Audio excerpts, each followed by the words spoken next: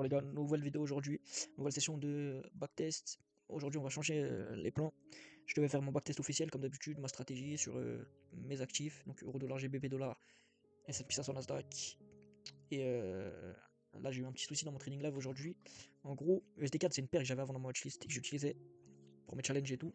J'ai arrêté de l'utiliser. Après mon backtest il était rentable sur la paire, mais j'ai arrêté de l'utiliser parce que pour différentes raisons, elle était moins rentable que les autres et puis je voulais me focus sur l'essentiel et sur des paires avec un peu moins de spread, etc., moins de commission.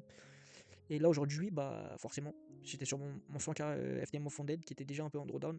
J'ai fait un setup USD CAD, une config dans ma stratégie. Sur la config, il n'y a pas de souci, je l'ai vérifié à froid. C'était une bonne config. Mais je suis pas censé. J'ai arrêté de trader USD CAD, donc je suis censé ne pas prendre ce trade. J'ai pris le trade, je me suis fait stop loss évidemment, parce que dans ces cas-là, tu fais toujours stop loss.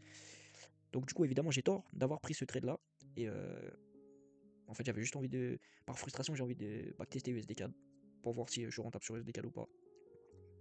Il n'y a même pas vraiment de justification rationnelle. J'ai juste envie de backtester USD CAD parce que je suis saoulé un peu de ce que j'ai fait aujourd'hui. Je me dis que bah au moins je peux être soulagé si je peux peut-être être soulagé en me disant ouais mais je suis rentable sur USD4 tu vois.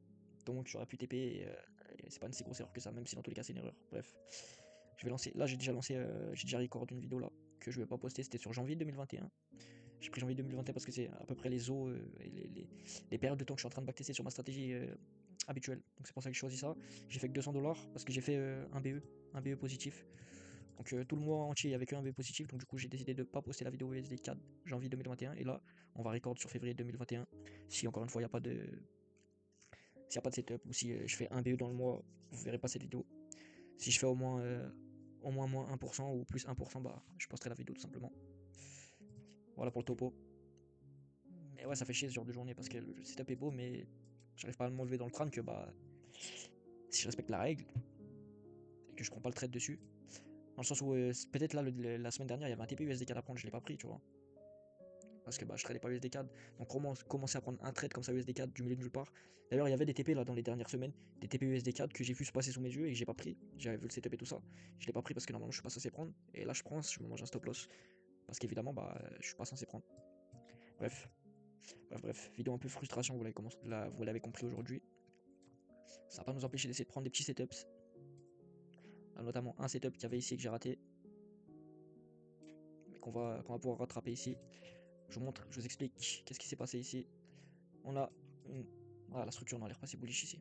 Ok, bon, je crois que je vais annuler. Je vais dire la structure était totalement bearish, mais même si au global on est bearish, ici il y avait un swing high. Donc du coup, on a eu une close là, la structure, même si c'est shorté à intraday, elle est bullish. Et on a réagi dans ce busy là. Donc je vais pas short à ce moment là. Mais sinon j'avais dans l'idée d'aller target le résistance par l'intermédiaire d'ici. Ce sweep and close de ce swing high. Retour dans un FVG bearish unmitigate. Et donc du coup, narrative. Journée qui stagne à la hausse, enfin qui range à la hausse, qui fait une manipulation début New York pour ensuite faire un New York reversal. Donc voilà, c'est le setup que j'aurais pris si j'avais pas vu ce petit détail de la structure qui s'est inversée en LTF. On essaie de respecter au maximum le plan. Si j'avais pris ce trade, je me serais fait stop loss. Mais dans tous les cas, c'était pas un trade à prendre. Donc heureusement que je l'ai pas pris. Là, je vois des low résistance en haut, donc c'est plutôt intéressant d'aller target ça si le prix continue à se reverser à la hausse. Là, en l'occurrence, on a un profil prise de liquidité London PO3, après prise de liquidité sur l'Asia, ou en l'occurrence sous l'Asia.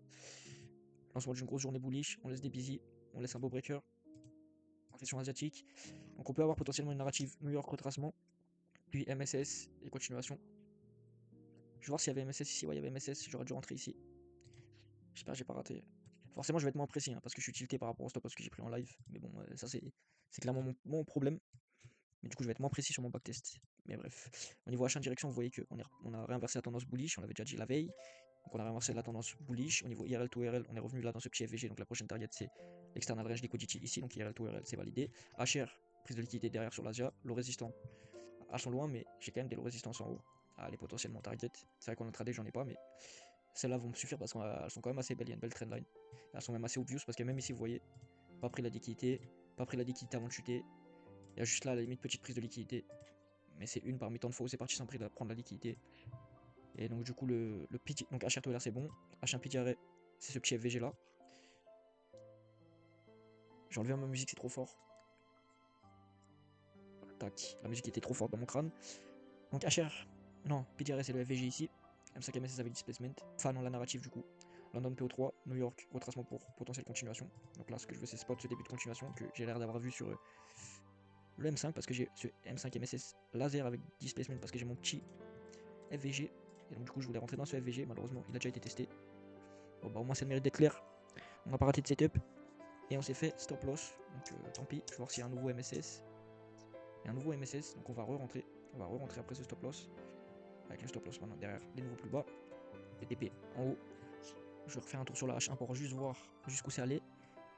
On voit qu'on a touché du coup le breaker block. Breaker block H1, donc c'est encore mieux. On a la même narrative à l'identique, le même setup, mais on a touché en plus un breaker block H1. J'arrive pas à modifier mon carré ici. Tac, vous voyez, si on zoome bien, on est dedans. Je vais voir en H4, il y a moyen qu'il y ait un beau breaker en une seule bougie en H4.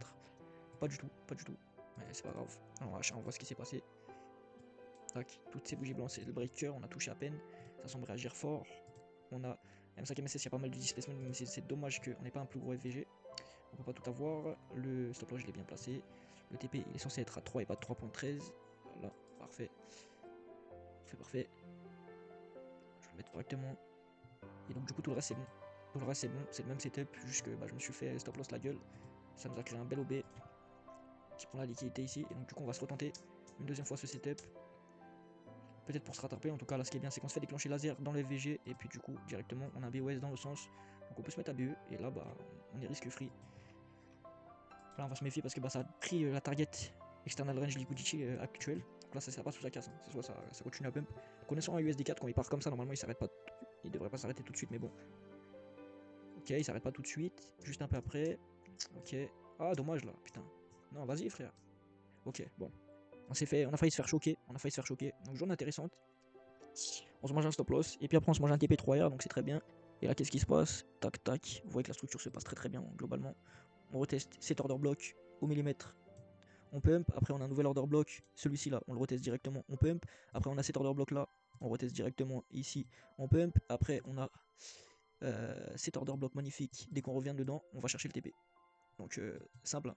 Config simple, order block, tout order block, tout order block, tout order block, tout order block ici qui a toujours pas été fermé, on va voir comment ça se passe ensuite. Mais là c'est un cas d'école, hein. C'est un cas d'école. Après on a failli se faire écurer, hein. Ça voulait pas aller au TP, vous voyez, à 20 mm j'aurais bégayé en trading live. Mais en l'occurrence, au niveau de la structure, il y avait vraiment RAS. Je vais voir ce qui se passe après, du coup. Bon, après, ça stagne, hein. C'est vraiment trop tard après. Après, c'est la noche. Ok, bon. Fausse alerte, hein. On a failli avoir un drawdown, mais on s'est rattrapé instantanément.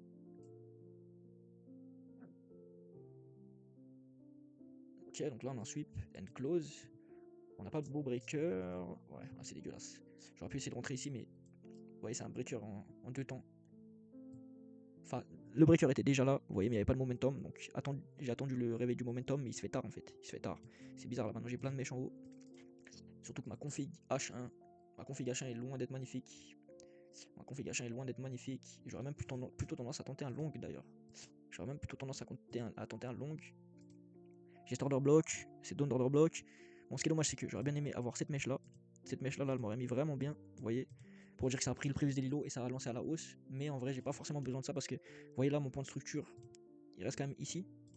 Tu vois, en cassant ici, on a quand même montré potentiellement un reversal à la hausse. Potentiellement un reversal à la hausse. Et ensuite, on a un classique London PO3 sur la journée. Retracement en discount. Retracement là, vous voyez. Donc London PO3, leg bullish assez impressionnante. Retracement en discount dans l'order block qui a pris la liquidité sous l'Asia. Donc la direction plutôt bullish, même si c'est pas très propre. IRL to RL, ça fait plutôt le taf. HR to LR, c'est là que le bas blesse. Il y a des low résistance encore tout en haut là, mais il n'y en a pas ici. Ouais, ça manque un peu de low résistance, je pense. Et ça manque aussi d'une prise de liquidité ici parce qu'on a de la low résistance dans notre bac. Ça manque aussi d'un FVG ici. En gros, c'est un setup où j'aurais presque envie de long, mais je vais, même s'il y a un beau MSS, donc il n'y a même pas eu de beau MSS, mais si on avait un U1, j'aurais pas pris le setup. Il avait trop de défauts. Et heureusement, parce que si je l'avais pris, je me serais fait déchiqueter. Là, malheureusement, je peux pas short parce qu'il n'y a pas de liquidité en bas. Vous voyez, il y a une prise de liquidité en bas. Donc je peux pas short. Il me faut des low résistances pour short ici.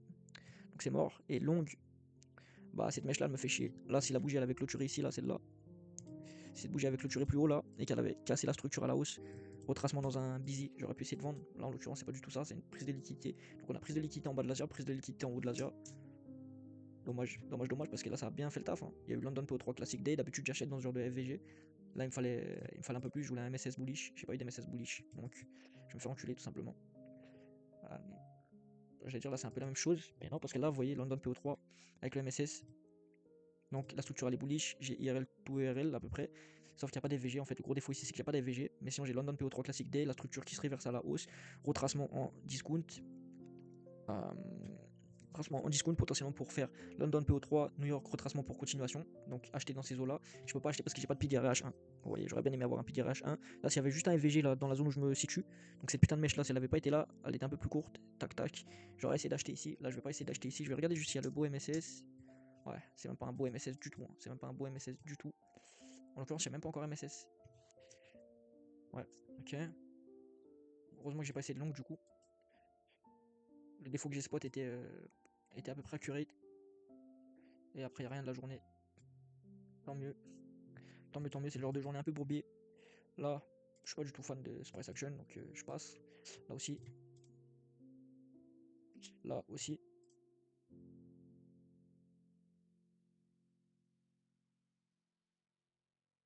Dommage. Là, si ça avait potentiellement sweep les bas, j'aurais essayé d'acheter. Ça n'a pas sweep, c'est parti. Donc, tant pis. Ici, c'est dommage ici. Pareil, il fallait aller un peu plus loin. Sweep ça, je serais entré. Enfin, j'aurais essayé d'entrer. Là, on me laisse des equals en bas. Donc, je sais pas de longue. J'essaie de discipliner. Là, par contre, c'est magnifique ce qu'il propose, ce petit bâtard.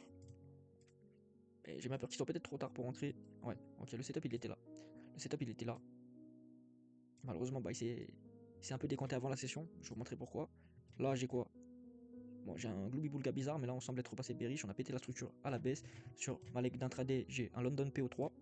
London PO3, puis au début New York, enfin juste avant New York, retracement en premium dans un FVG laissé. Donc IRL to IRL, ok. High résistance, très clairement, là.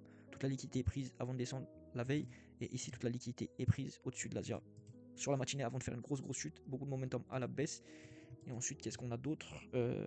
Bah, c'est le PDRE qu'on recherche. Enfin, non, la low résistance, il y en a un peu, c'est pas incroyable, mais il y en a. Vous voyez ici, il y a des lows quand même qui traînent. PDRE, c'est le FVG, M5 MSS avec displacement. Et bah, il est arrivé ici, vous voyez, c'est sur cette leg qui est arrivé mon MSS avec displacement. Donc, j'aurais pu rentrer ici au début de ce FVG. J'ai évidemment pas pu. Vous savez pourquoi? Parce que là, la session n'a pas encore commencé. Là, vous voyez, le carré rouge, il va apparaître de la session. Là, il faut une en plus. Voilà. Là, le carré rouge, il commence. Donc, j'ai pas pu prendre cette première entrée. Et là, j'ai pas envie de rentrer dans ce FVG là, vous voyez que ça bégaye. Je me serais fait BE si j'avais essayé d'entrer ici là. À la limite, la session commence, j'aurais pu me dire que je suis dans ce FVG là. C'est pas si mauvais par rapport au prix d'entrée initial. J'aurais pu tenter un 3R comme ça.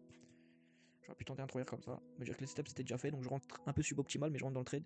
Là, en l'occurrence, j'aurais eu impulsion, correction, BOS. Donc je me serais mis à BE ici, et donc je me serais fait BE sur le trade.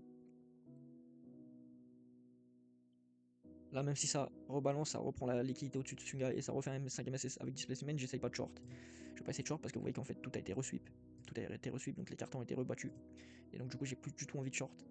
J'ai plus du tout envie de short. J'aurais plus longue même. J'aurais peut-être même plus longue. Non, il n'y a pas eu d'MSS à la hausse. Enfin, il n'y a pas eu de beau MSS à la hausse. Donc j'ai pas longue. J'ai bien fait. À moins qu'il y ait un M15. À moins qu'il y ait un M15. J'aurais presque envie de tenter ce trade là. 50% FVG M15.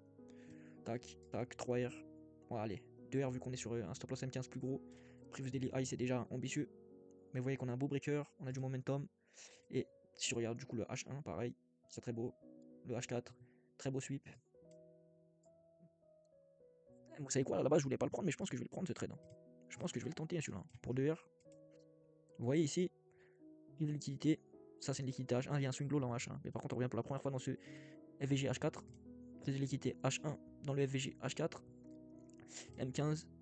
En gros, d'habitude, je trade H1, M5. Et là, je recule d'une time frame pour. Je dézoome d'une time frame pour mon entrée. Donc, je dézoome d'une time frame pour mon HTF. Donc, H4 au lieu d'H1 et M15 au lieu d'M5.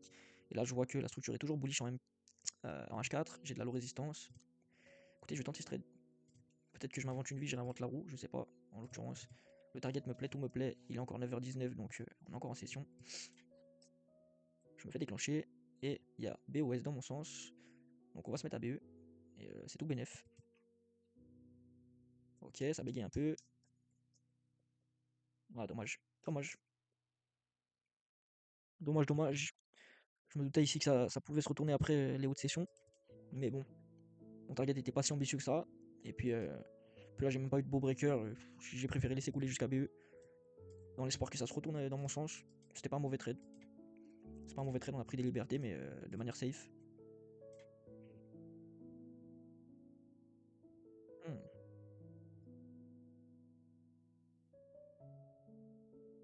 Dommage. Dommage ici qu'on reprenne pas la liquidité une dernière fois. Sinon, j'aurais peut-être essayé de long. Ce genre de setup. Mais là, juste être spectateur. Oula. Ouais, c'était stop loss. C'était pas dans le plan, c'était juste un truc qui m'intéressait. Donc j'ai regardé ce qui se passait. Si ça reprend la liquidité en haut, ça peut être intéressant. Reprise de liquidité en haut et MSS. C'est pas le cas. On est quel jour du mois là? Le 24, c'est bientôt fini, hein. Il reste 3 jours de trading. Je crois que celui-là, ouais, il est officiellement mort, on va rien faire. Celui-là, pareil, je peux rien faire sur cette journée. Et cette journée, bah, je peux rien faire non plus. Je peux rien faire, là, même si ça retrace dans le FVGH1. Je vais voir d'ailleurs s'il y a un truc à faire. Enfin, il y a un M5 MSS avec displacement propre. Il n'y a pas. Mais dans tous les cas, même s'il y avait eu, j'aurais pas pu faire grand chose. Parce que j'avais pas mon profil London PO3 ici. Donc prise de liquidité. J'avais pas ma résistance du coup. Et j'avais pas de low résistance en face. Ici, tout était pris. Les prochaines targets c'était là, mais c'était trop ambitieux pour de l'intraday. Donc c'était pas une bonne journée à trader. Là, si je me trompe pas, ouais, vendredi 26, c'est fini. Donc voilà pour du coup le bilan pour l'instant. Janvier, février, janvier plus 200$. J'ai pas tourné la fin, j'ai pas posté la vidéo parce qu'il y avait que un BE dans tout le mois. Et cette vidéo là, je vais la poster parce qu'elle est intéressante. On s'est retrouvé en perte avec un stop loss et un TP sur la même journée et un BE aussi un peu plus tard dans le mois pour 2% à la fin du game. Et le seul truc que je vais voir aussi, c'est ici parce que du coup ça se cumule hein, sur mon mois de février. Et ce qui est bien, c'est que vous voyez, ça c'est mon mois de février. Si je t'enlève les trades du 4 février là, j'avais fait un gain ici, un TP et un BE sur le mois de février avec EURUSD, GBPUSD, Nasdaq, S&P 500. Et les deux trades que j'ai pris là qui m'ont donné du gain. Et même ce BE là, c'était les trucs USD card. Et donc du coup, il n'y a pas d'overlap. Vous voyez, il n'y a pas d'overlap.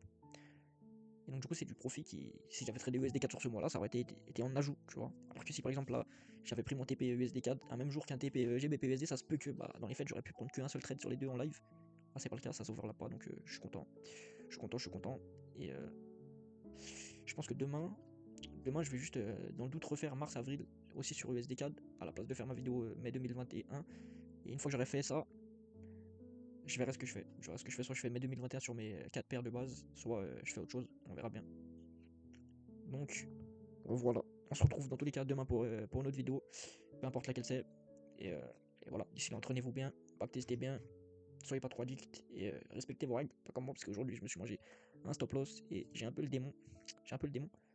Ah là d'ailleurs j'ai pris un trade sur mes comptes futurs, j'avais totalement oublié. J'avais totalement oublié. Moi celui-là je l'ai pas pris sur mes FTMO. Je l'ai pris uniquement sur mes comptes futurs. Donc c'est cool. J'avais mis l'ordre et je savais même pas que je m'étais fait déclencher.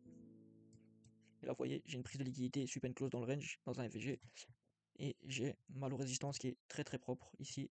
De là jusque là. Et de là jusque là j'ai des trendline liquidity très intéressantes. Et puis globalement la structure est bearish, on est dans un gros FVG. On a retracé, je sais plus si on a retracé en premium, il me semble que non. Il me semble que non. On est un peu avant le premium malheureusement.